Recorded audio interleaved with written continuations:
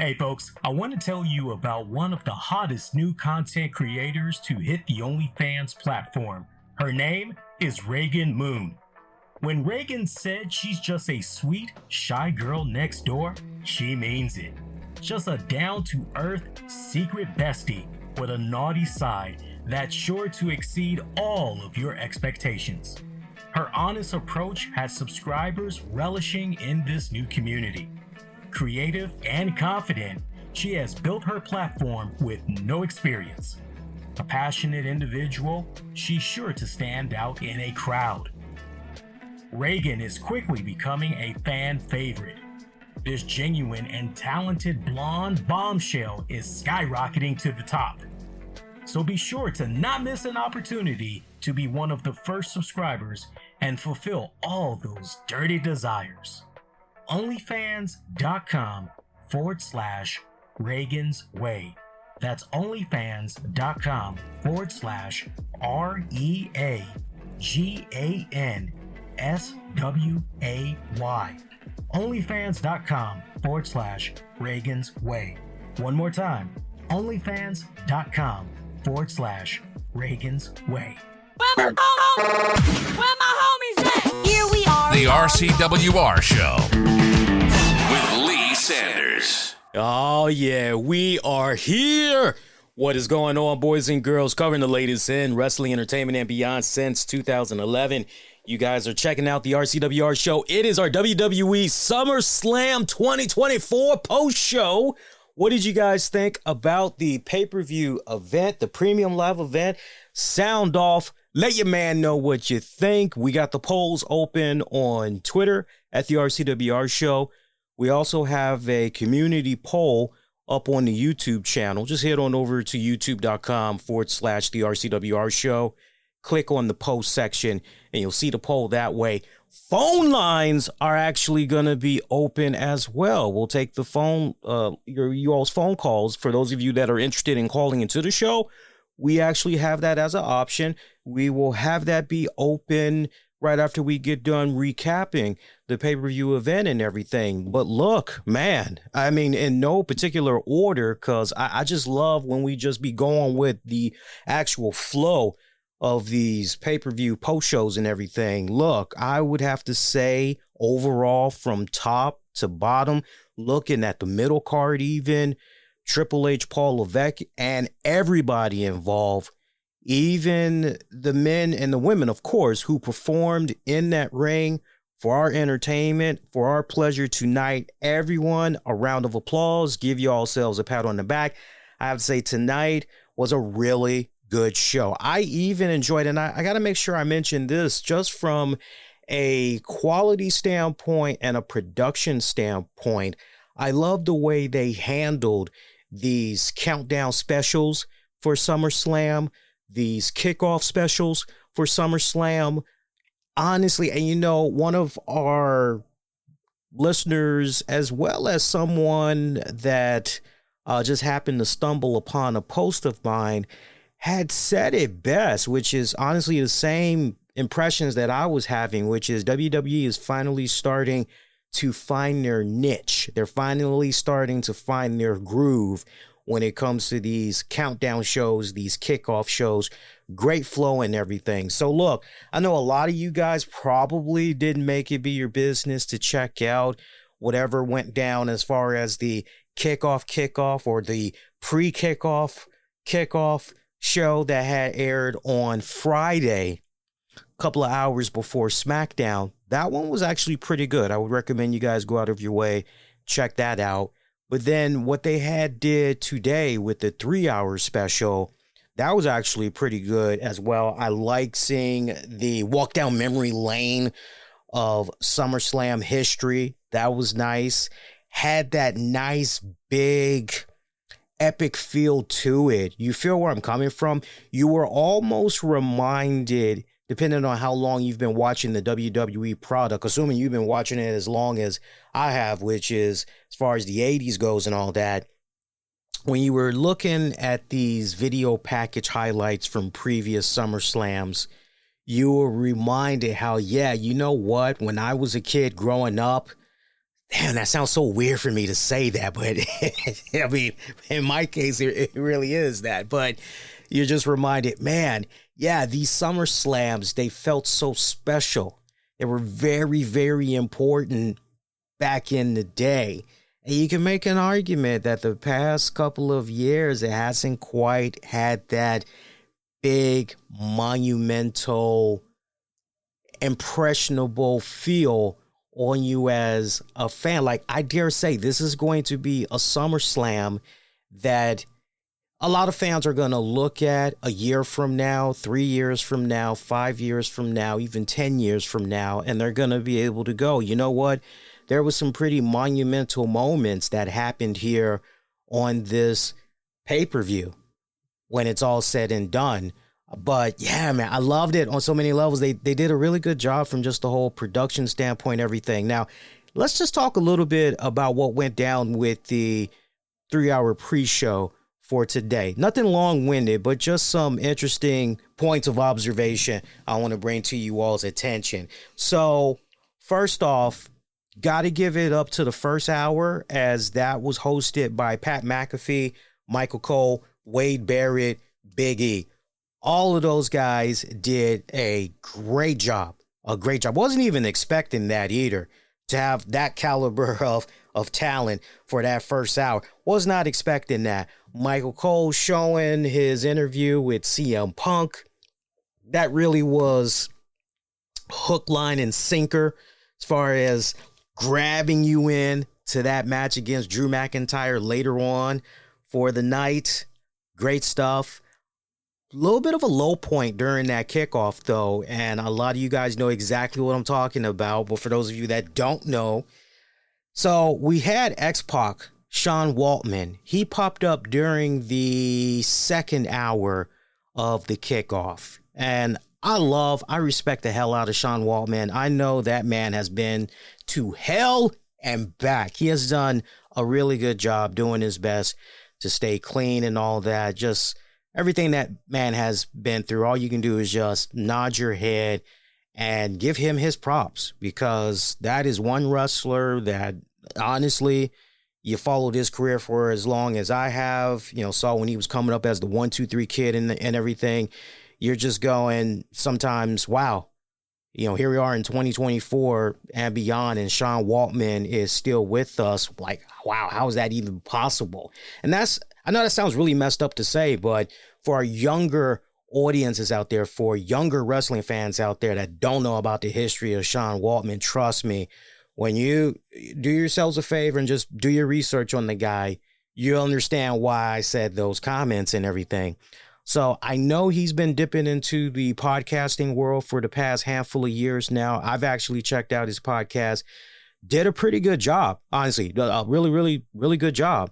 But here he was on the kickoff tonight, and man, he just seemed like a deer in the deer caught with the freaking headlights, man. I mean, he just seemed like rattled. I don't know what it was. And I asked the question, a legit question, because I wasn't bashing him. I said, is Sean Waltman okay? Like, I've heard his podcast. The guy's on point, but for some weird reason right here, this guy is just not rocking tonight. What's going on with my boy? Can anybody shed some light and everything?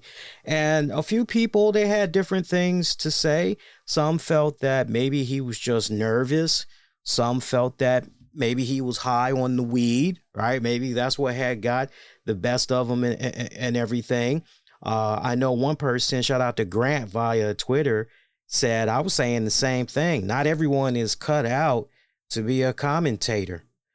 Another person, Comfort Zone, get him out of there quickly.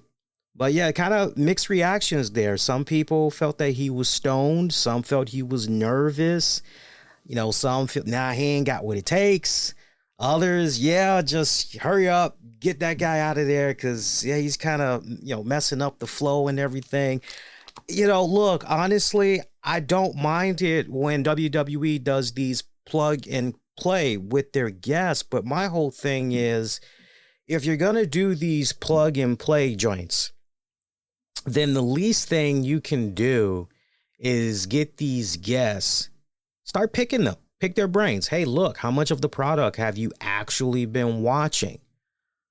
And if the honest reaction is, or response is, I actually haven't been watching the product at all, then it needs to be a situation where they're fed information. Maybe they can get some, top 3, 5 little joints that they can check out of that respective feud that they're going to be talking about with the panel, so that at least they come off a little bit like they know what they're talking about. It goes a long ways. I was not a fan of how Sean Waltman was. I'm assuming maybe he was just nervous, really, because that's a whole new other element, right? Whole new element in itself. It's one thing if you're doing a podcast and you're doing that podcast with your friends and you're constantly doing that podcast somewhere behind closed doors, right? That's one thing. But to be in a situation where, okay, now you're going to be out on the road, you're going to be talking amongst people and, all of that other stuff. It was interesting watching his body language, because I caught him early on. He was trying to interact with the fans while he was talking and everything. And he was kind of having a hard time just, okay, I have to stay like this. And I've got to be looking into the camera here. But at the same time, I also have to be acknowledging my panelists here as well. I got to be acknowledging my broadcast partners as well. It was a very interesting dynamic that was going on there with Sean Waltman. But, despite that, speaking of people as far as, hey, get them out of there. Yeah, not everybody is cut out to be on commentary. We were introduced for the very first time, and I totally have forgot about this guy. I totally had blanked out on him. I meant to keep talking about this man when I got a chance, but sadly, I never got around to mentioning it because there was always some type of bigger piece of news that was at play. But during the kickoff, we were properly introduced to the new WWE commentator, Joe. Oh, I had the last name down correctly. I see, I'm looking at the last name as we speak, but I heard how it was pronounced. But now that I'm looking at it, I may butcher it. I think I'm okay, though. Tessitore. Is it Tessitore? Tessitore? It's either Tessitore or Tessitore. I'm going to go with Tessitore. Joe Tessitore. If you've been following your college football, other sporting events, you know the name and everything. But if you don't, you heard this man's voice during the kickoff. And he's got, I'll be honest with you, first impressions mean everything. I don't care about college football. Some of you guys may say, Lee, you're missing out as a result. Well, it is what it is. But I don't check out college football. I don't check out whatever else this guy might have been calling before. So I'm literally giving you my first gut instinct reactions. For me, Joe Tessitore, smooth, silky smooth, great personality. I think they got a good one here. I really think they got a good one on their hands here. I think he's going to do fine. I think he's going to do very fine. He will begin WWE commentating on the September 2nd edition of Monday Night Raw. Now, some of you guys are hearing that. You're going, what does that mean for Michael Cole and Pat McAfee? Michael Cole will be going back to SmackDown. Now, what does that mean for Pat McAfee? We do not know yet. I'm hoping that the team of Pat and Cole will stay intact. And if anything, we'll see Joe on Monday Night Raw along with Wade Barrett and Corey Graves. I'm hoping that's what'll happen, and Pat and Cole will go to SmackDown. You got to keep those guys together. Look, I think it's a no-brainer that Michael Cole and Pat McAfee will definitely be kept together when it comes to the pay-per-views. Make no mistake about that. But as far as what's going to be happening Monday night, Fridays, and all that, I'm hoping, if I were a guessing man, just wishful thinking and all that, I'm hoping that Pat and Michael Cole will be on SmackDown. It makes all the sense in the world, USA. I mean, it really does. It makes all the sense in the world. But Joe, I mean, we'll see how this goes. But I think he's going to do fine. I really, really think he's going to do just fine. Now, if you were to say to me, well, Lee, what if they have Joe on Raw, but they leave Pat McAfee on Raw as well, to kind of really help Joe out there?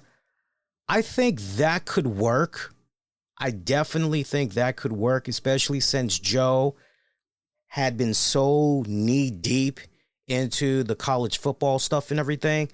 I think he would play off very well with Pat McAfee. I think their banter, their chemistry, I think it would do pretty good. I don't think it'll be as good as McAfee and Cole, but I think it'll be well-rounded. Overall, pretty good.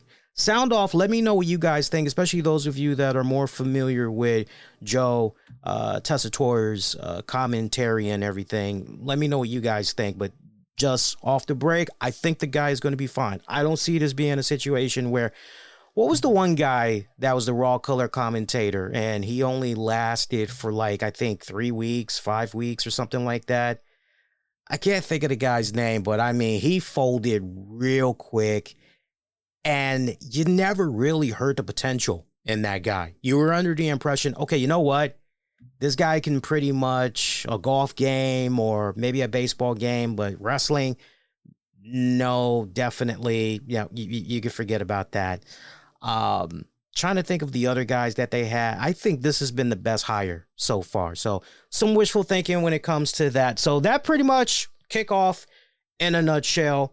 Sorry if that was a little bit long-winded, but I wanted to get those meat and potatoes out the way for you guys. Shout out to everybody that's tuning in live right now, by the way. However you're checking out your SummerSlam post-show hosted by yours truly, Lee Sanders here. Thank you guys for representing. Let's keep rocking and rolling. All right, let's get into the actual card, man. That's what it's all about, the actual card itself. Let's jump right into it. Jelly Roll. Look, I know there's definitely a lot of you guys out there. You're like, yeah, I don't particularly care for the music of Jelly Roll. I've been very consistent about my takes on Jelly Roll for these past several weeks. But the biggest pop that I had for the night, it definitely goes to Kev Castle. I love this dude. Shout out to Kev Castle. He said, just checked out a couple of songs and vids from this Jelly Roll guy. Honestly, not that familiar with his music. And just add him to the list of modern artists whose popularity amazes me. Hey, like what you like, as long as I have the option to say, oh, fuck no. I love you, Kev. Yeah, I mean, literally, that's how I felt. And I can proudly say this. I have felt the way I have felt about Jelly Roll long before he was even announced to be part of SummerSlam weekend. I have felt this way about Jelly Roll since I think Jelly Roll came under my radar, I want to say, fourth quarter of last year. And I'm going, his music don't do anything for me. And I don't need anybody saying, oh, you're not in the country or you're not in the country rap. Like, oh, I am. I just ain't into Jelly Roll's, whatever he's calling. I just ain't interested in his takes, right? And he really started blowing up everywhere. I think a lot of people agree with this. He really started blowing up everywhere. You started seeing him everywhere the beginning of this calendar year. I mean, he was all over the place. I mean, like I said a couple of weeks ago, this dude is like the Conrad Thompson of his respected music that he's doing. Hey, man, you need me to come on over there? I'd be willing to pop up. It's all good. By the way, seeing Jelly Roll get that steel chair and taking it to the bodies of Austin Theory and Grayson Waller in their little confrontation with Miz and R-Truth. What corn? What corn? I cringed so hard when I looked at that segment, right? I'm going, oh my God. No. Like, can we just be done with this? I got to be honest with you. How many of y'all were expecting for maybe like a John Cena or something to pop up during that segment? Like, I'm seeing Awesome Truth out there. I'm going, okay, yeah, Miz is the host. Okay, we get that. But what's going on here? Are we about to see an impromptu tag match? Are we maybe about to see maybe John Cena pop up, or somebody else that we're not thinking about that's maybe going to make an appearance here and take out Waller and Theory? What's going to happen here? And it was just pretty much Jelly Roll with the steel chair. I have never seen anybody execute a chair shot to the back so poorly before in my life. I was watching that and I said to my wife, my God, I've executed better chair shots to somebody's body and dome than Jelly Roll there. It's like, just go. I mean, he was so, you gotta play it back. He was being so gingerly cautious about how he was hitting. Just hit the son of bitches. Just hit him, right? And then for him to do the 5-knuckle shuffle off the ropes and then watching Awesome Truth help him up, I just laughed so hard. I laughed so hard, I cried. Hilarious stuff. What was the attendance number, by the way? What was the official attendance number? I believe it was 57,791 were in attendance at that Cleveland Browns stadium. That is just damn good. That is fantastic to hear, man. Fantastic to hear. First matchup, Liv Morgan defeating Rhea Ripley to retain her Women's World Championship. 15 minutes, 55 seconds. Look, this match played out how I thought it was going to play out, but where I was a little bit concerned was whether or not Dom Mysterio was going to show his true colors on this night, or if it was going to be extended a little bit and maybe say by the time we get to Bash in Berlin, maybe that's when Dom was going to show his true colors. But the trigger was pulled tonight. And I got to say, if there was one major takeaway, there's a few from this pay-per-view that ties back into what I was talking about earlier when I was mentioning memories and all that. It's the fact that on this night, Judgment Day became no more. Just the acts of betrayal that we saw here, an implosion of Judgment Day. Judgment Day is definitely no more after tonight. It's my main biggest takeaway that I have from this pay-per-view when it's all said and done. But final moments of Liv Morgan taking on Rhea Ripley. By the way, fantastic storytelling in the ring. I especially liked the part where Rhea Ripley had injured her shoulder. This was basically courtesy of Liv Morgan focusing on that injured / rehab shoulder of Rhea's, and Rhea just doing a fantastic job selling the hell out of that injury, right down to the point, she takes it upon herself to ram her shoulder into the steel post, ram her shoulder in the announcer's table, ramming her shoulder in the corner of a turnbuckle, doing everything she can to put that son of a bitch back in place so she can get some type of movement out of it, keep the action going and all that. I loved all of that storytelling that was playing out. Even the way the match had opened up, where it was basically a cat and mouse game, Liv running out of the ring every chance that she got, every opportunity that she was able to take, she's taking it, all in the name of trying to wear out Rhea Ripley stamina-wise. I love how everything with this match had played itself out. This being the opener, by the way, had no problem with it whatsoever, which, by the way, when it comes to just the overall way the matches were laid out tonight, I don't think anybody would have an issue with this as far as the format goes. All the matches, you couldn't have asked for a better, okay, we're going to do this match, that's going to follow this match, then we're going to put this here. Laid out beautifully, all said and done. So, one point during this match, Dominic Mysterio decides to grab a steel chair out of the hands of Rhea Ripley. And he's saying to her, Mommy, no, you ain't going to be able to win it this way. No. You're not going to be able to win the championship this way. You got to think smart. You got to do this smart. You can't win the title that way. And Rhea, she's pretty upset, but she goes, yeah, you know what? You're right. You're absolutely right. Okay, cool. All right, bet. Left herself exposed. I'm trying to think if Morgan had pulled off an Oblivion right there. I want to say she did. Near fall, match continues and all that. Then we see eventually Dominic Mysterio get on the ropes while the steel chair, it's still in that damn ring. Keep that in mind. You're looking at that steel chair. You're going, okay, it's still at play. It hasn't been tossed out completely. This steel chair is still at play. What's going to happen right here? I remember Dom Mysterio. Actually, you know what? Now that I'm thinking about it, no, the steel chair was out, but then Dom Mysterio later brought the steel chair back in. He slid it in there, ran over to the other side, distracted the referee. Liv Morgan was able to capitalize on that steel chair. I mean, laid out Rhea Ripley big time with help of that steel chair. 1, 2, 3.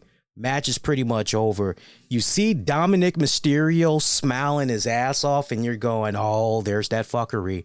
There's that fuckery that we like so well. You're going, yeah, he's pretty much turned. He's turned. The only question is now, are we going to acknowledge the turn right here and now, or are we going to stretch this out just a little bit longer here?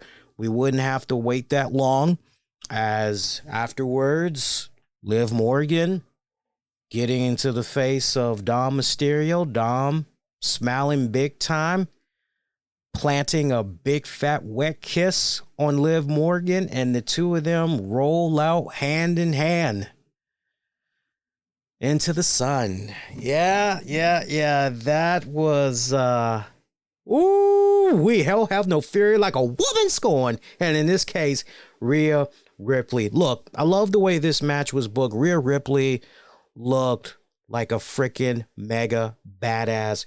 She looked very strong.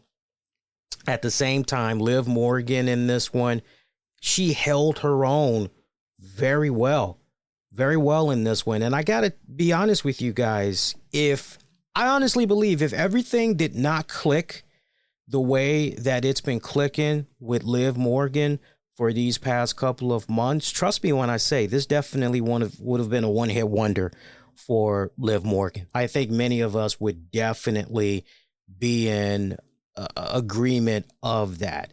So from all of those standpoints to the way this match was laid out with Rhea's so-called shoulder injury in this, Liv Morgan's offense taking advantage of that shoulder and everything, I love the way this was all set up. So now you have officially turned Rhea Ripley into a babyface. Dominic Mysterio, of course, the question is, well, first of all, and I can't believe we got to say this question, but why, Dom? Why? And it's like, well, why wouldn't, right? I mean, you can make an argument that Dominic Mysterio, he's tired of always being pegged. He wants to be the one doing the pegging for once. He wants to be treated like a man, right? He wants to feel like a man. So, Liv Morgan gives him something that Rhea Ripley can never have, right? I mean, I guess you can only, okay, I was going to go real crude there. I'm debating on whether or not I should go that route. But I think you guys get the gist, right? I think you guys get the gist. Nah, but if you guys want me to get real loose with it, just let me know. I'll get real loose. But no, it's just one of those deals where Dominic Mysterio, look, man, I don't want to be on my hands and knees all the damn time. I'm tired of getting pegged. Tired of that ball being put in my mouth. I'm ready to be the top dog now, right? So I love the way that this was all set up. I think many of us saw this a mile away. Great setup, all said and done. Next matchup on the card. Good job by the girls. Good job by both girls. Really, really, really love that. Next matchup on the card. Bron Breakker defeating Sami Zayn in 5 minutes, 40 seconds to become the new Intercontinental Champion. I definitely feel old when I'm watching Bron Breakker and I'm just thinking about his dad, Rick Steiner. I'm thinking about his uncle, Scott Steiner. And I'm just having all the fun flashbacks as a kid of the Steiner brothers. And I'd be here all night just going over some of my favorite Steiner brothers matches and everything. But it's so goddamn surreal for me. And I know as I'm saying this, there's a lot of you veteran wrestling fans out there that feel the same way I do. Whether you were a kid watching the Steiner brothers or you were a young adult, older adult watching the Steiner brothers, I think many of you guys would agree with me when I say this, which is it's so goddamn surreal to watch Bron Breakker. And, speaking as, just for myself, it's like, man, I watched your dad and uncle when I was a kid. And now I'm essentially, I'm a few years away. I mean, a handful of years away from turning 50. But for me to watch this young man in his 20s, who is definitely cementing his legacy, he is planting that flag, letting folks know, I am here. I am definitely one of the future faces of WWE.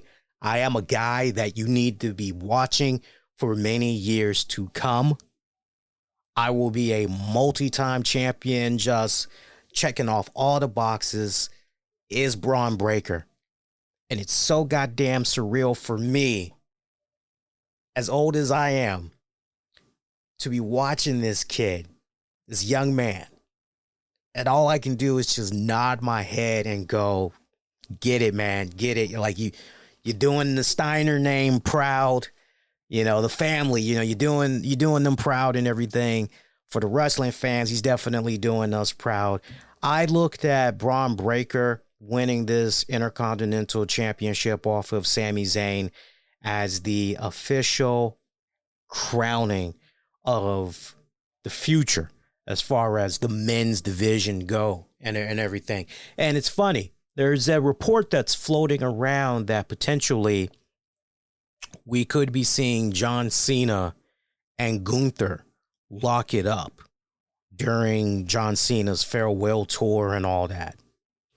That's all fine and dandy. Like, look, go ahead, do that. And we'll talk a lot more about the John Cena tour, like what I expect to happen. Will maybe John Cena become a world heavyweight champion again before it's all said and done? We're going to talk about all of that coming up on the Monday show. But while we're talking about Gunther and all that, Gunther, John Cena, that definitely would be a really good matchup. I am more intrigued. I am more interested in seeing a John Cena Bron Breakker match. And if I were to go, okay, what is going to be the absolute last match that we see of John Cena in a WWE ring, I just can't help but go, you know what? One final match, if we can somehow make it be Cena and Bron Breakker, that would be freaking epic. That would be freaking epic. And it definitely would be, it wouldn't be lost. You feel me? It would not be lost You're definitely doing it, jobbing out, whatever you want to call it, passing the torch. You're doing it with the right opponent and Bron Breakker. It's a joy to watch Bron Breakker every single week. This guy continues to get better and better in the ring, from his presence to the swag and bravado that he brings. I mean, it's so funny because, and I've said this so many times, but it's true. It's really true. Go back to when Vince McMahon was at play. And when it came to Bron Breakker being introduced to us, the first rodeo on the Red brand, on the Raw brand, the guy was running around. He was busting out smiles. And I remember looking at this going, and I said it way back then on the shows. I said, no, this isn't the Bron Breakker why are we changing this guy? Why are we switching the format on this guy? No, give us the Bron Breakker that's been down in NXT, kicking everybody's asses, short to the point, not really cutting any promos and all that, right? Barely speaking. He's just going in there, spearing motherfuckers left and right, rolling out, rinse, repeat. Like, give us that Bron Breakker. Why are we getting this Bron Breakker that's doing these fake smiles and is trying to get over as a babyface? Like, is Left Twix really understanding what Right Twix is doing here? Left Twix being NXT and Right Twix being the main roster. Like, it just seemed like there was no communication here. What a difference the creative regime makes when you get Vince McMahon out of the picture and you essentially have the continuation of that character that we've come to know and appreciate, in this case of a Bron Breakker. And then, okay, yeah, back to basics from what we were building with this guy in NXT, but let's also see this guy evolve. And he's definitely been evolving. I can sing nothing but great praises for what's been happening with Bron Breakker.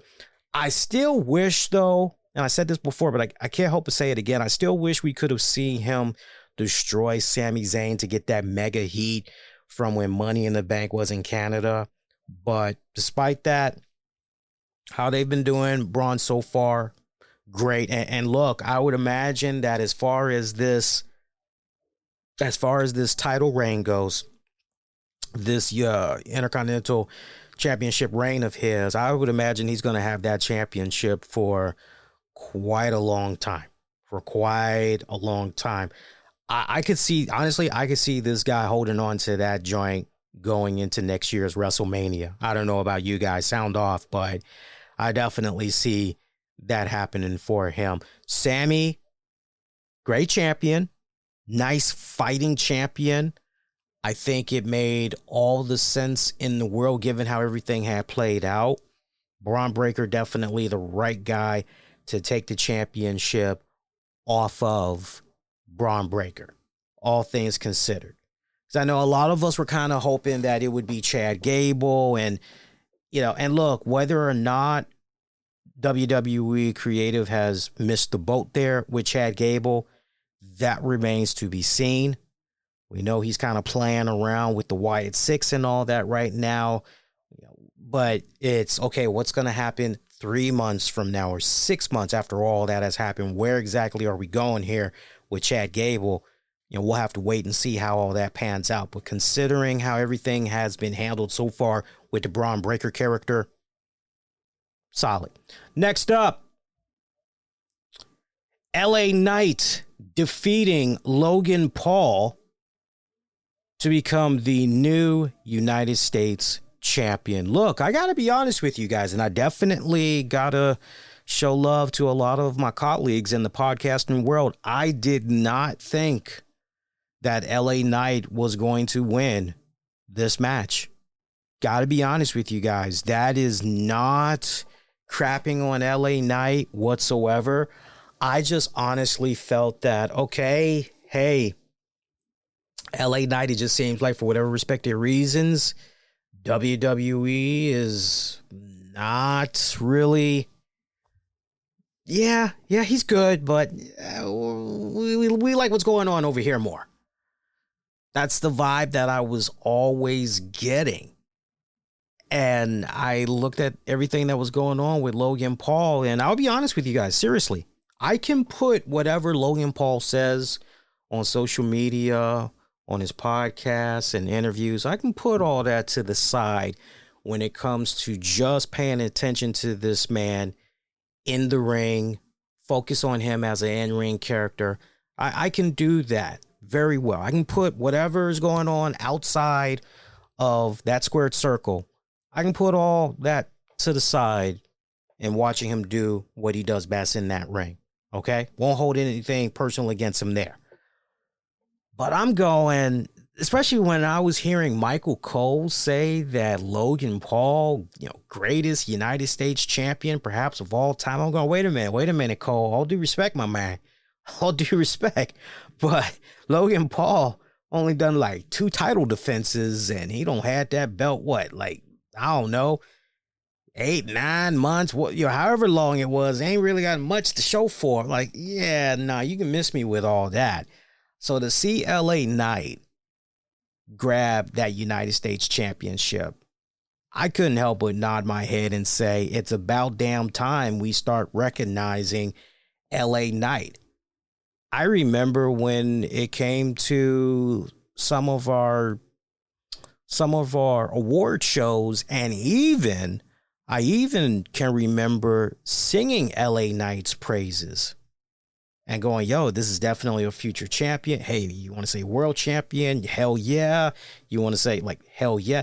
And the fact that LA Knight has been with the WWE now for a couple of years, and this is his first championship that he has won since being in WWE. This is a guy that has gone through some interesting crap. Again, you go back to the old regime with Vince McMahon and crew. For whatever respected reason, they had him ditch the whole LA Knight thing. And what was his name? Max Dupree. He was an agent.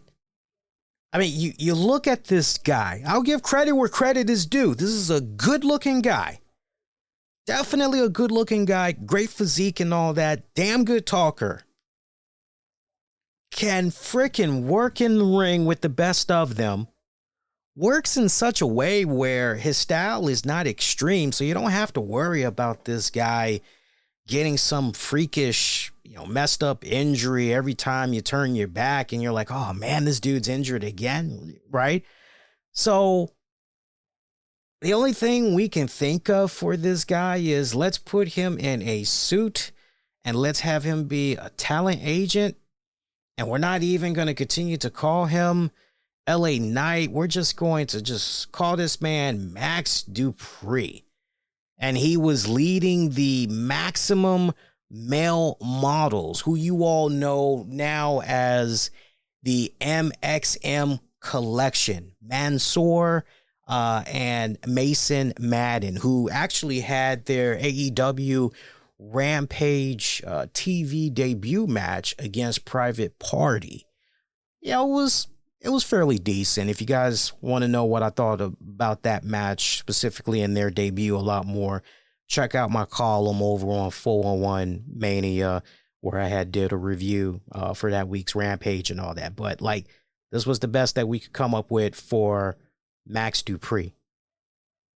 But then you pretty much bring in, the Triple H regime and all that, and it's, we're gonna get you away from this, buddy. I mean, this guy has been through some trials, some tribulations, man, where you're going, how is he gonna get out of this? This man has been tested time and time again since he has been with the WWE.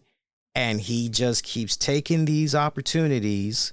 Remember when he was feuding with Bray Wyatt, God rest his soul, but I'm not going to sugarcoat it. I'm not going to lie or twist the reality a little bit, unlike some people. And that's not a political jab or anything, so don't take it that way.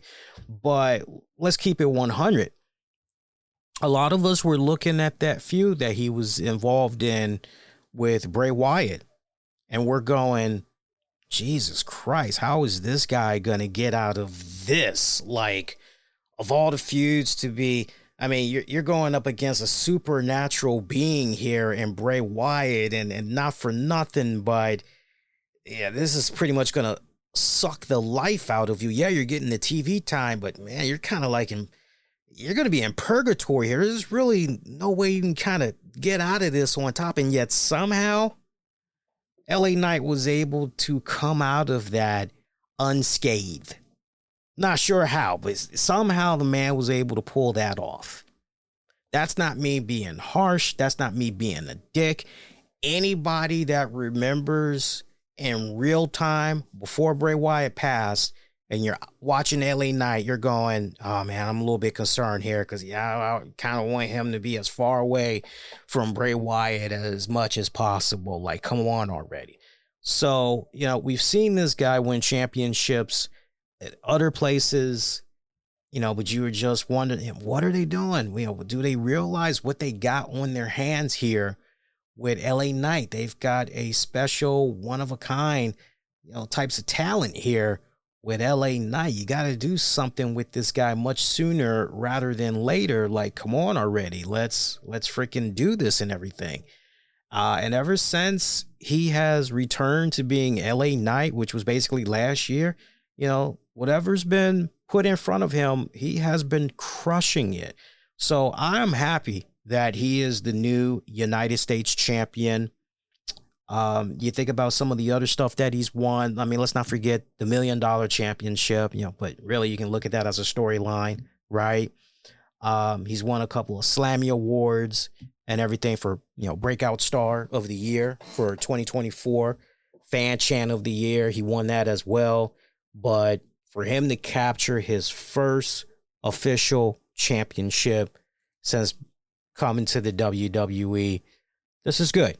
This is good. And I hope that it's a taste of many good things to come for this guy. Because, man, you can just look at LA Knight and go, yeah, he's eaten a lot of humble pie since he's been on the main roster. Logan Paul, I don't think Logan Paul is going anywhere. I know that he said some stuff this week, which we'll talk about on the Monday show, that, ruffled some people the wrong way and everything, but I don't see Logan Paul going anywhere, contrary to how some of you guys might feel. I just hope, though, if anything going forward, we can get more dates out of Logan Paul. I would like to, this is the selfish part of me as a wrestling fan, but also at the same time, I'm speaking from the standpoint of, look, I know a good thing when I see it. Does LA Knight evoke some type of a emotion when he's out there? Yes. Does LA Knight come in there oozing with the swag? Does he come in there with the charisma? Yes.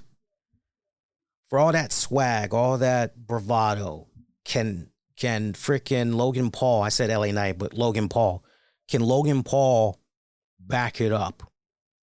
Yes. So all of those things combined, all of those elements combined, the selfish part of me as that wrestling fan wants to see more Logan Paul in that ring doing what he does best, which, by the way, in regards to this match against LA Knight, I mean, God, Logan Paul continues to amaze the hell out of me. Seriously, this guy gets better and better every single time I see him step foot in that squared circle. And I'm left at the same time going, what can't this man do? Like, seriously, what can this man not do? Because just when you think you've seen it all and everything, and you're going, okay, yeah, we can expect a little bit of a okay type of performance from Logan Paul. It's all good, but this Logan Paul, this guy hasn't even been wrestling 3 years. He is freakishly talented. Freakishly talented. I can't wait to see where this guy is 5 years from now, 7 years from now, because I think he's only going to get better. Want to thank you guys that's tuning in right now. Hope you guys been enjoying yourself so far. I do see your comments that are popping up there. And I see Noe posting a little something in there. I'll show Noe a little bit of love. Let's see. Did that pop up for you, Noe? No, it didn't pop up. Let's make it pop up now for you, so you guys can see your comments there on the screen. Hang on. Let me just adjust this real quick. There you go. There you go, Noe. I see you there. So let's talk about the next match on the card,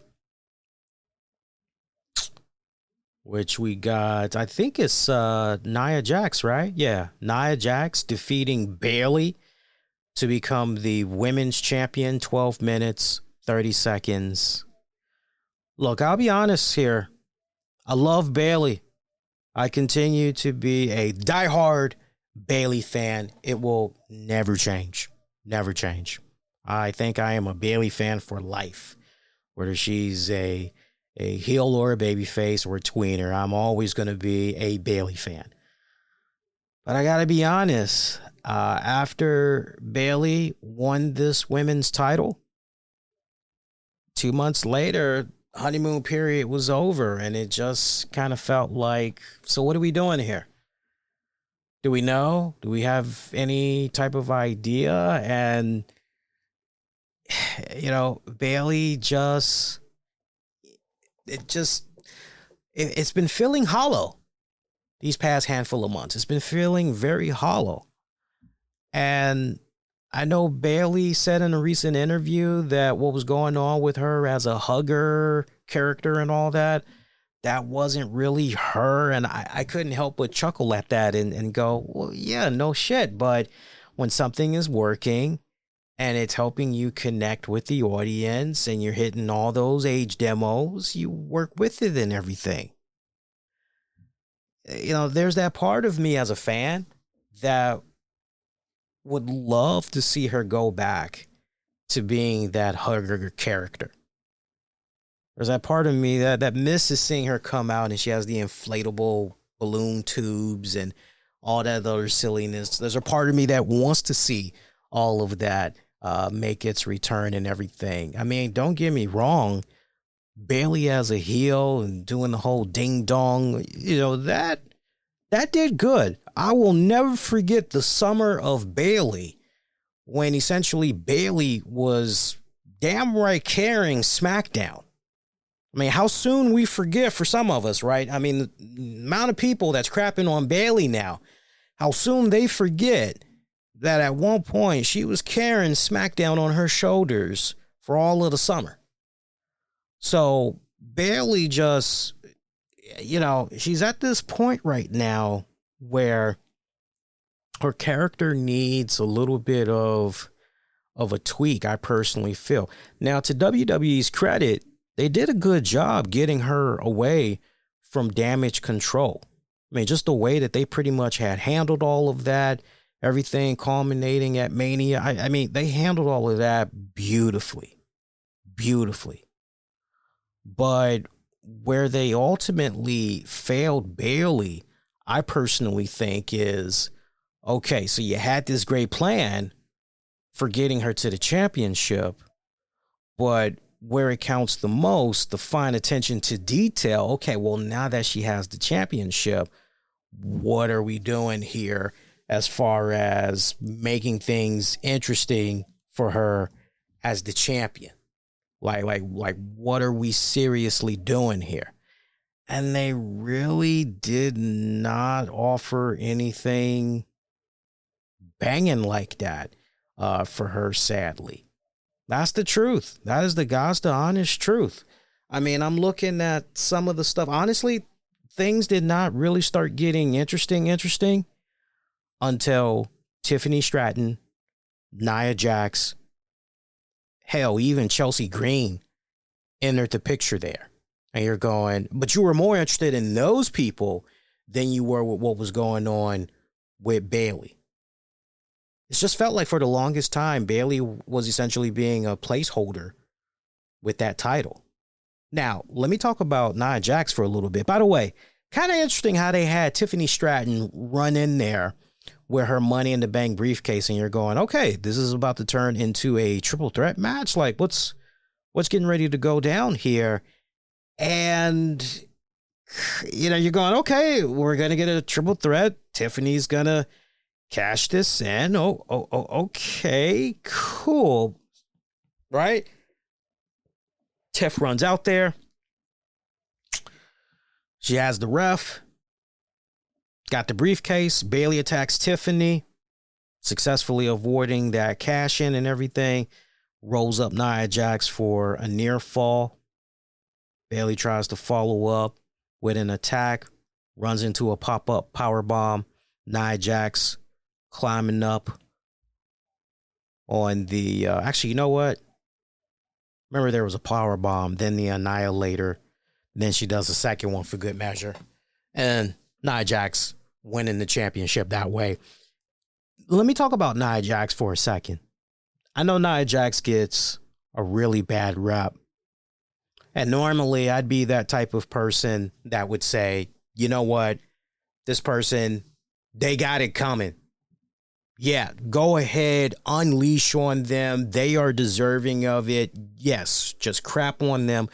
But ever since Nia Jax came back to the WWE last year, I've been very consistent. Give me credit where credit is due. I've been very consistent since Nia Jax came back last year in saying, months after she came back, yo, this woman, she is taking everything that she does in that ring. Looks like she's taking it more seriously. She's taking the well-being and safety, not just of herself, but her opponents. She's handling that more, more sacred. She's going in there and losing the weight. I mean, that girl continues to get smaller and smaller as the months are progressing. Even if it's a case where Nia Jax is losing, 5 pounds out of a month or 7 pounds, like the girl has still been shedding that weight off. And I just can't help but give my girl Nia Jax her flowers. Because when I see somebody, show me a person that's making some type of a conscious effort to do better, I can work with that person. It's like, hey, you trying, that's what counts the most. That's what's up. I applaud you. You trying. That's what's up. And Nia Jax has been crossing all of those damn boxes off. So for the 40-year-old to be a WWE Women's Champion for just the second time in her career. Think about that for a second. For just the second time in her career. And we've been watching Nia Jax for a good minute now. A good minute. Like, when you hear that, you're almost surprised. Because you're going, wait, only 2 times she's held that championship? Like, you would have expected her to have that championship multiple times. Like, by now, for as long as we've seen her in the company, you would have expected to hear 5-time, maybe a 6-time women's champion. But no, only the second time that she is a women's champion. By the way, on a side note, isn't it interesting how, we're looking at some of the people that are champions, were champions, and we're looking at the ages and all that. And, it's a case where this person's 40 or this person's 41 or this person's 43 or 44. It just goes to show you age ain't nothing. It's all about, can you go in there and can you still perform at a high level, like overall? Can you check off all of those boxes? That's what it's all about at the end of the day. Can you generate the cash flow? Can you help contribute to the cash flow? And if you can check all them damn boxes off with that ultimate one being the dollar bill, yeah, longevity wise, you're definitely going to go pretty far. But Nia Jax, damn good. I love this match, by the way, between her and Bayley. This was pretty good for what it was worth. I really didn't think Tiffany Stratton, that whole thing, I really didn't think it was needed personally, but good match. I would say as far as the dark horse match of the night, I'm going to go with that one. Next up, we had not seen this man wrestle a singles televised WWE match in over 10 years. CM Punk taking on Drew McIntyre. Seth Rollins, special guest referee. About 18 minutes. Drew McIntyre defeating CM Punk. What did you guys think about this one? Go ahead, sound off. What did you guys think about this one? By the way, I am going to open up the phone lines in just a little bit for those of you that are interested in calling into the show to sound off about the pay-per-view. So stay tuned for that. At this point, we only have about... Why am I getting another notification here? Hang on a second here, guys. Yeah. Cool. We only have at this point... Let me look here. After we get done talking about Drew McIntyre, CM Punk, we only got 2 more matches to talk about, and then that's pretty much it. So we'll definitely open up the phone lines and read some more of you all's comments. But, I got to say, as I was looking at this match, first of all, this match, my God, the friction between all 3 of these men, you could cut it with a knife. I love the drama. I love the storytelling involved in this one. The in-ring action was damn solid as well. I went into this match, and honestly, I just said, can the 45-year-old CM Punk please make it out of this match healthy? I don't want anything freakish to happen to this guy. His first match back. I'm just thinking about the Royal Rumble. I'm thinking about before that, what happened with him injury-wise in AEW on 2 occasions. I'm like, man, this guy has just really been stringing up the injuries. Can he just stay healthy? And I'm just watching every move that he does. And I got to be honest with you guys, I had not felt that level of anxiety since watching Shawn Michaels come back. Not since watching Shawn Michaels come back, because I remember, a lot of the reasons why Shawn Michaels had rolled out, definitely his back, at least the way it was told back in the day, his back, it wasn't good. So seeing Shawn Michaels come back, I'm like, oh, please be okay. I still remember when Triple H took that sledgehammer to the back. I remember pulling a Jim Ross, that son of a bitch. But watching CM Punk, I'm going, please, can you just make it? And you know what? CM Punk made it out healthy.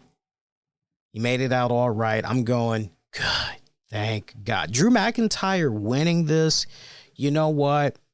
I'm okay with this. By the way, as far as predictions go, to Noe's point in the chat, he's saying, hey, all my predictions were perfect tonight. That's good. That is great. I love it when we are thinking a certain way when it comes to these pay-per-views and we're going over predictions. I love nothing more than when I get the predictions wrong. That sounds weird, right?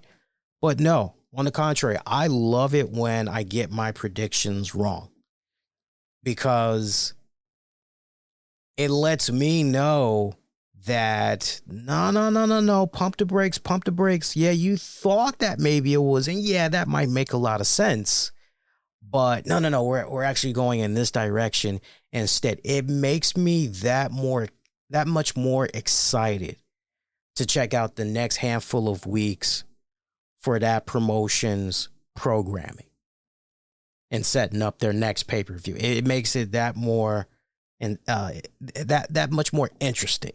Okay. So the fact that Drew got this, I couldn't help but say, you know what? Good for him. yes.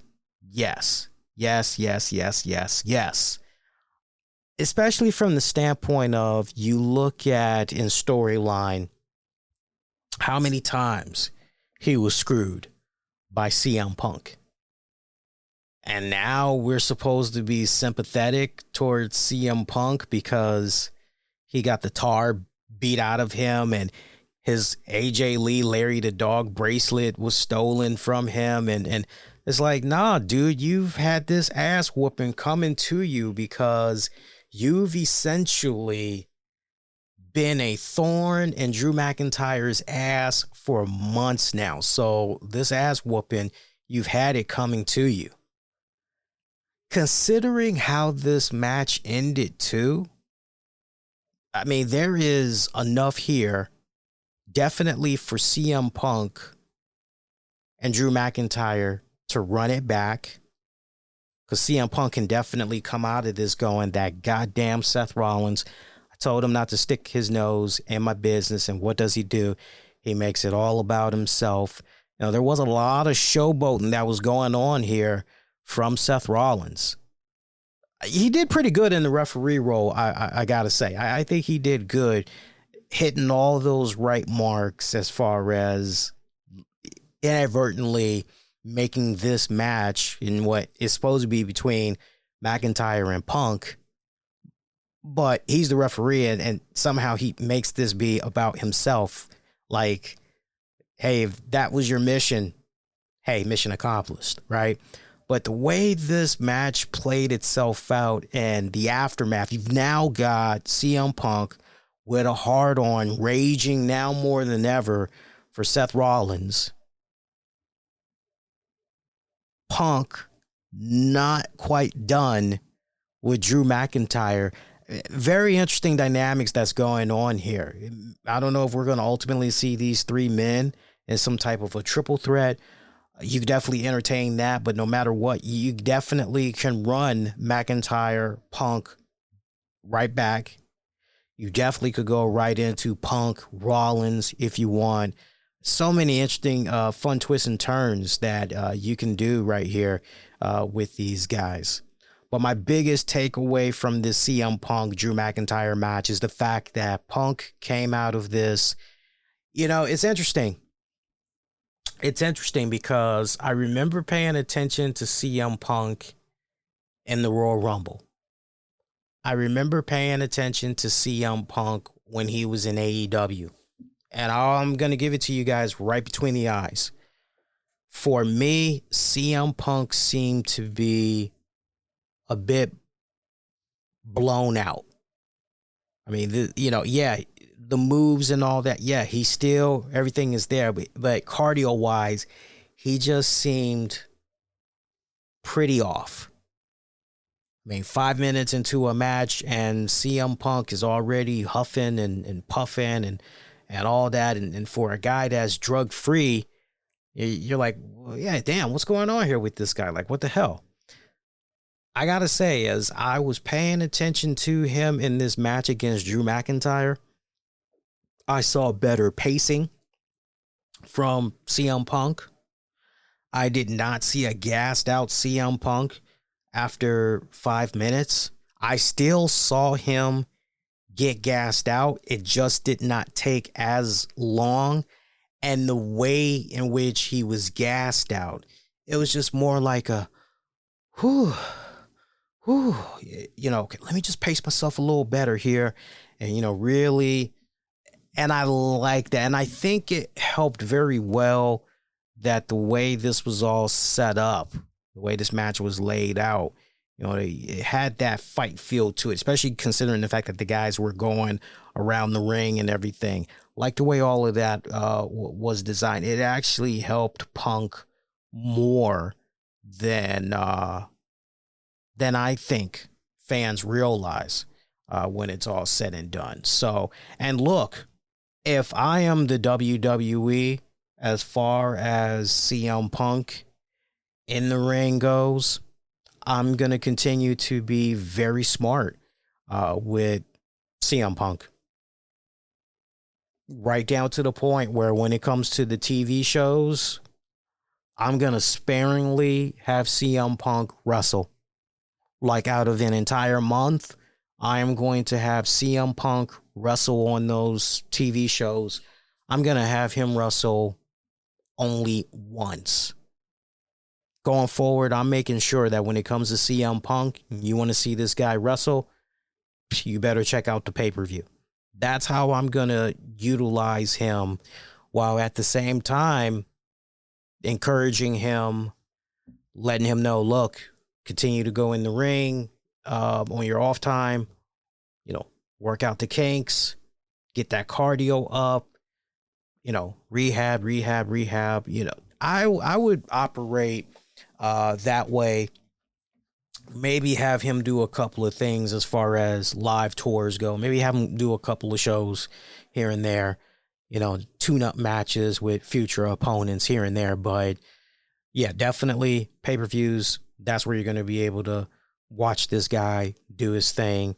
Rest of the time, let him come out there. Just put a mic in his hand.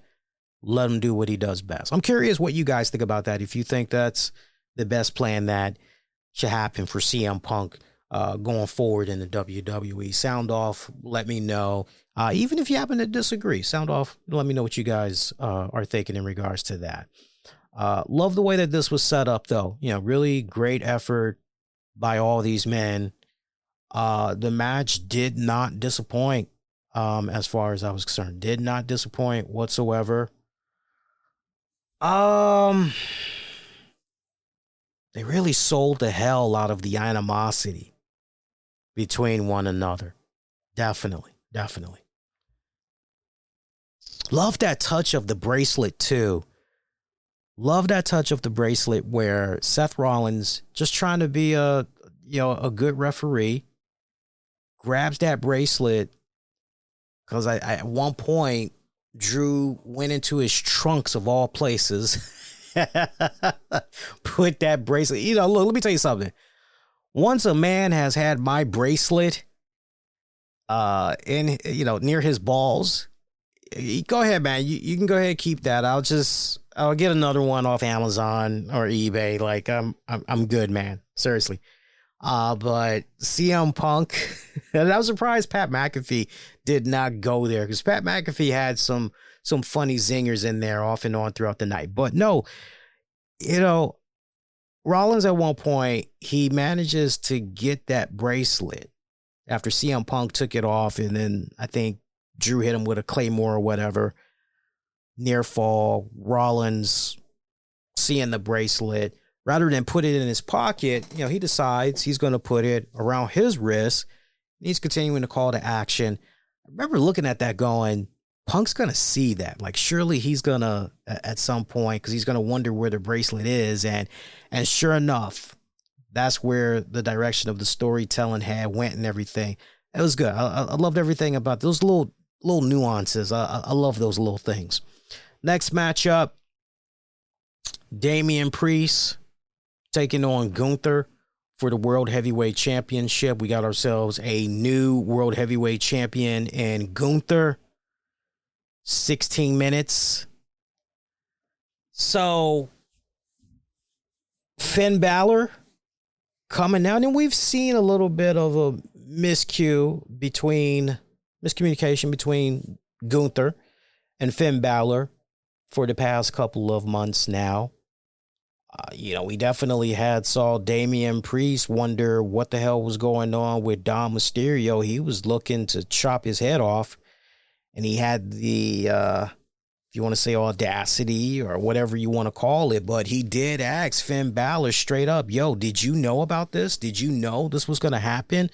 Balor letting Priest know, do you really need to ask that question? Hell no, I knew nothing. Let us go handle this. We got it. Don't worry about nothing. Hey, if you need me there at ringside for your match, I'll be there for you. Priest is like, hey, thanks. But notice, Priest never said, no, stay behind, right? Letting them know it's not needed. Probably wouldn't have mattered anyway, but Damian Priest making his appearance. I'm sorry, Finn Balor making his appearance in the Damian Priest Gunther match. You're looking at that and you're going, oh man, think there's going to be a little bit of fuckery involved here. And sure enough, when it counted the most, there was fuckery.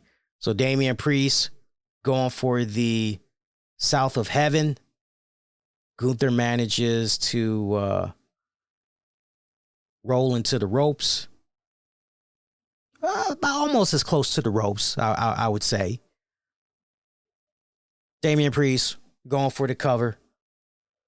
Finn Balor just out of nowhere. Referee can't see this from his respective vantage point. Finn Balor puts the boot of Gunther up on the bottom ropes. Referee manages to see it. Not what Balor did, but he manages to see Gunther's boot up on the ropes. Nope.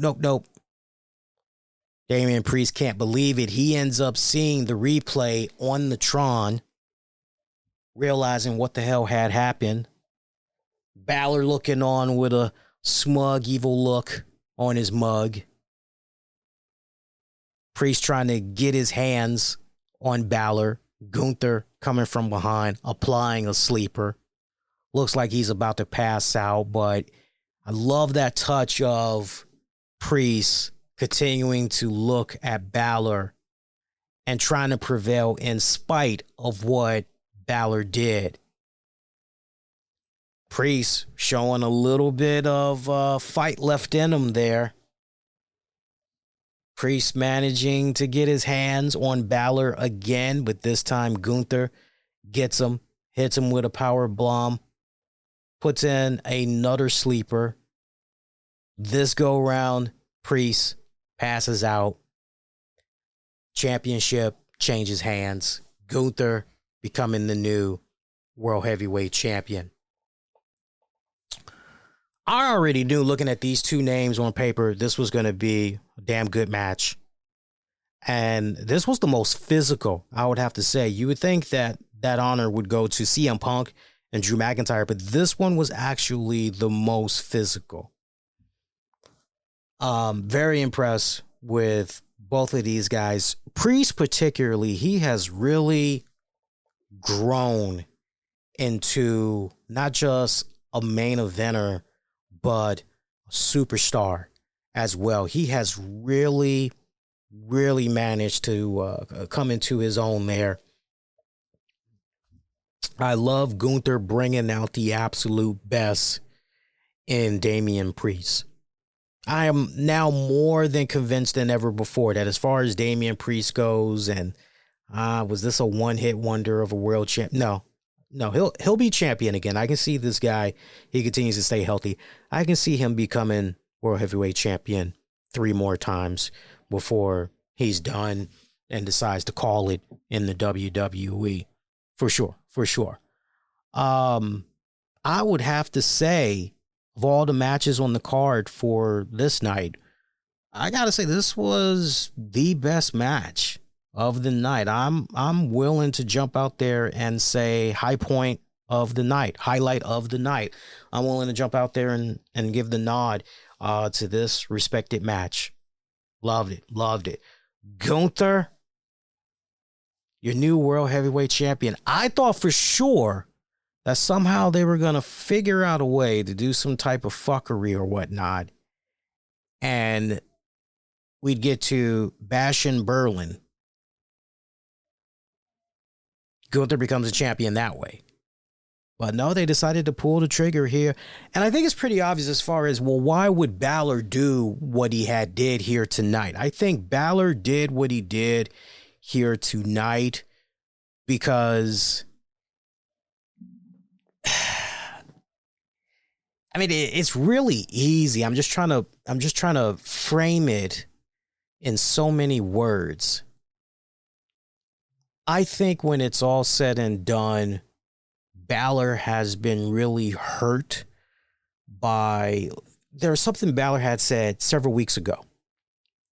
Remember when Balor had said to Damian Priest, that world title has changed you?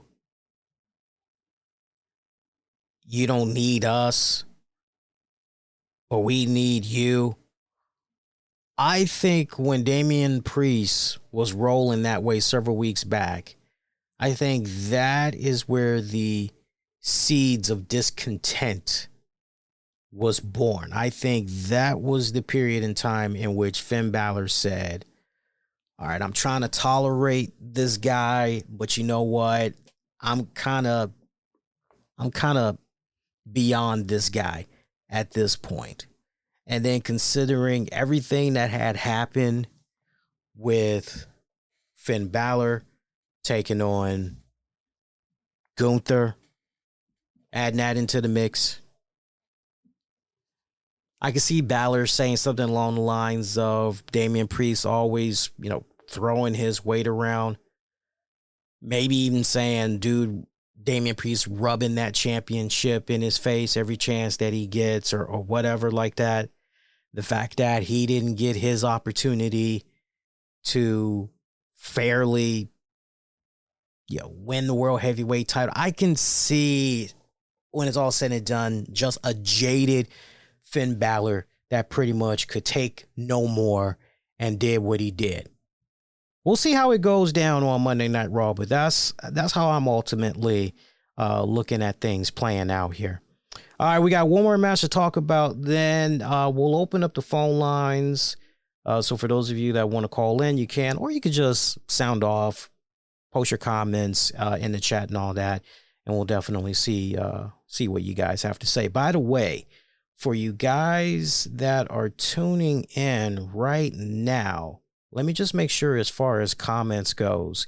Yeah, I can see where everybody's coming from too, as far as the comments go. So that's good. Cody Rhodes taking on Solo Sikoa.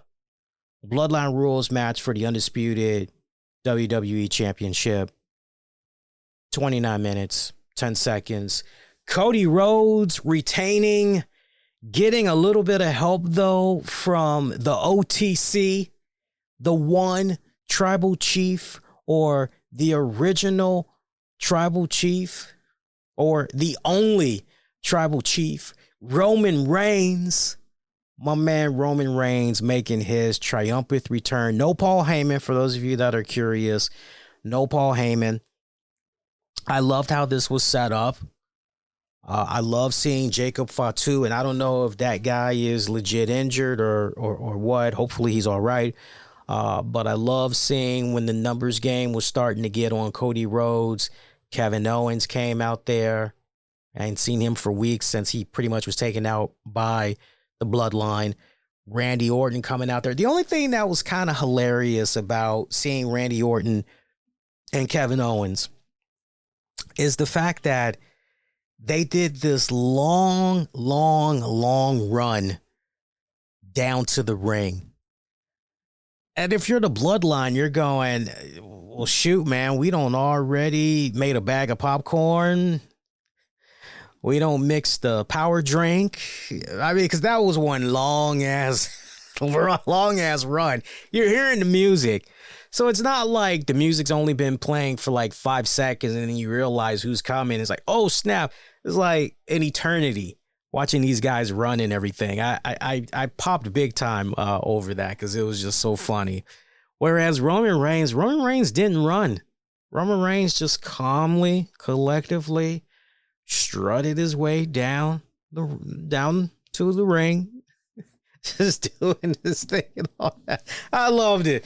Oh my God, I freaking loved it. Arn Anderson, almost forgot about that. Arn Anderson making his return. Great to see him. Great to see him. Oh, didn't Pharaoh make an appearance too? That was great. That was great seeing Pharaoh make an appearance. But Cody Rhodes making his return.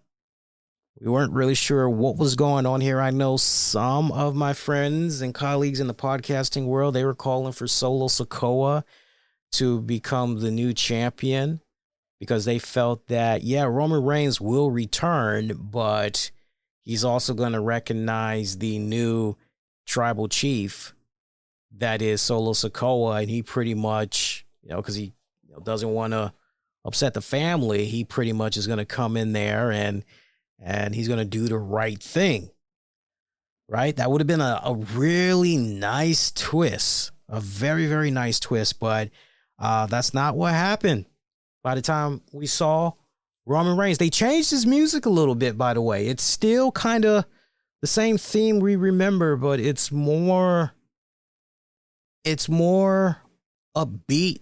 They definitely sped the tempo. They speed up the tempo a bit. It kind of sounds a little bit more uplifting too. A little bit more uplifting as well. Roman comes out there, gets into the ring, pretty much assessing the situation, clocks his arm, hits Solo Sikoa with a Superman punch, hits Solo with that freaking spear, looks at Cody Rhodes, nods his head, rolls out of the ring. Cody Rhodes cannot believe what he just saw. Cody Rhodes decides, I don't want to just cover. Nah, I'm going to go ahead and hit a crossroads on this fool. So he hits a crossroads on Sikoa, going for the cover while looking at Roman Reigns at the same time. Gets the victory that way. Overbooked as hell. I mean, but this was pretty much expected, especially given the fact that, we all were under the impression that, look, Roman Reigns, if he's not coming back here, then what the hell? But definitely overbooked, a little bit long-winded for my personal taste. You could tell the crowd in attendance, they didn't personally care about 3/4 of what they were seeing. They cared mainly about Roman Reigns, like what's going on here. But my biggest question, Jacob Fatu, how injured is this guy, if at all? What's going on there? I'm hoping that Fatu is definitely okay, and just the way things were set up, we're fine and everything. But I love how Cody and Roman, they just kept looking at each other the entire time. Like, even as the pay-per-view was getting ready to go off, they're just locked eyes on each other the entire time. Meanwhile, you got Solo Sikoa and Jacob Fatu. They are like literally screaming their heads off. Solo essentially crying into the clouds, crying and yelling into the crowds and everything. I mean, you can hear him in the background. It's hilarious. It's freaking hilarious.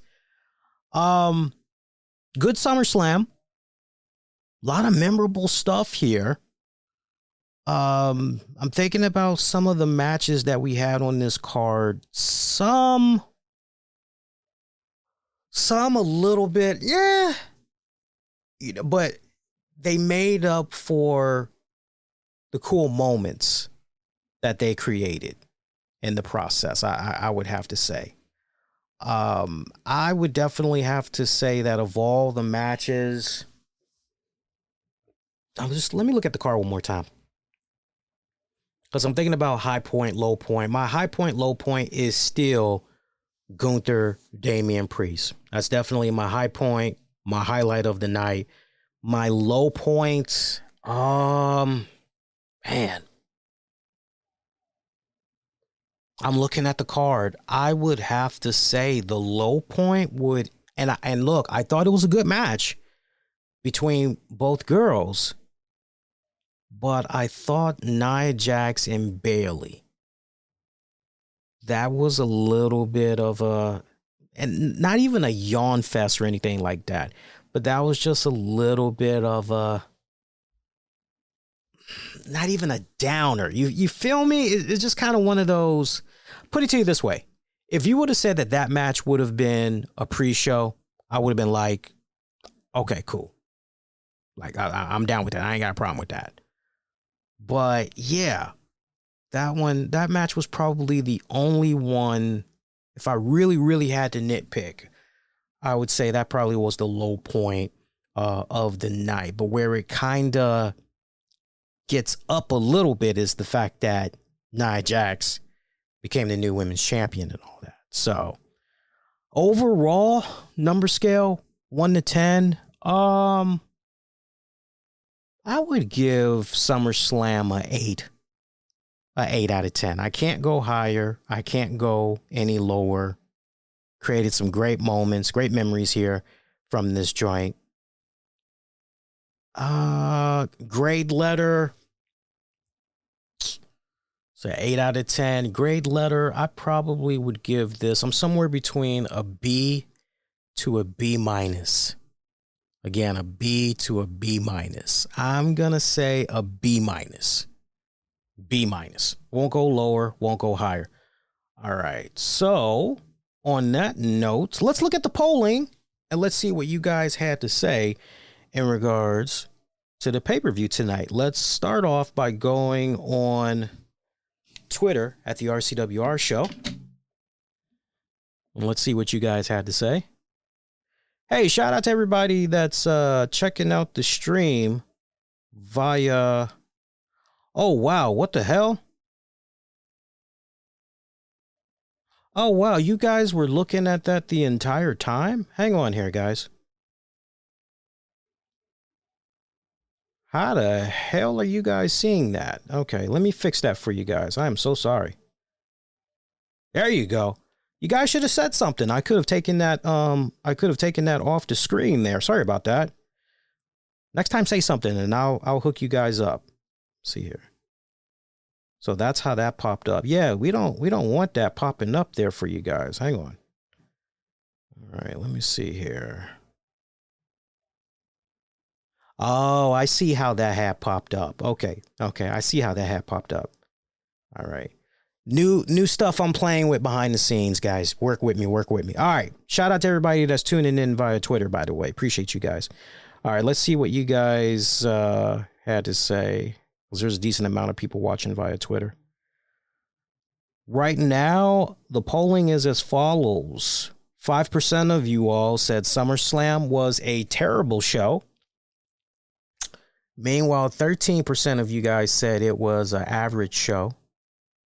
15% of you said it was a flawless show. Overwhelming 67% of you all said it was an awesome show. Appreciate you guys that voted via Twitter. Now, let's see how you guys voted via YouTube. Hop on over to youtube.com/the RCWR show and cast your vote that way. In the meantime, you guys sound off. Let me know your thoughts about the pay-per-view. Be kind, rewind. Check out previous episodes you might have missed on demand and on the downloads wherever you get your podcast. Just search the RCWR show. Shout out to all of our sponsors as well. I am going to get this version uploaded for you guys as quick as possible so you guys can enjoy, so you don't feel cheated out. I will be back live with you guys Monday night, August 5th, after WWE Raw goes off the air. It is the Raw after SummerSlam Fallout, so that should be fantastic. Make sure your DVRs are set, by the way, for those of you that's not going to be able to watch Raw live this Monday, because it's going to be on the Sci-Fi channel once again due to the Olympics and everything. So make sure you got your DVR set. Get at your man on the Twitter, Facebook, Instagram. Use the keywords, the RCWR show. Until next go round, my pretty babies. I'm wishing all of y'all to be safe. Most importantly, be kind to one another. See y'all next go around. Peace.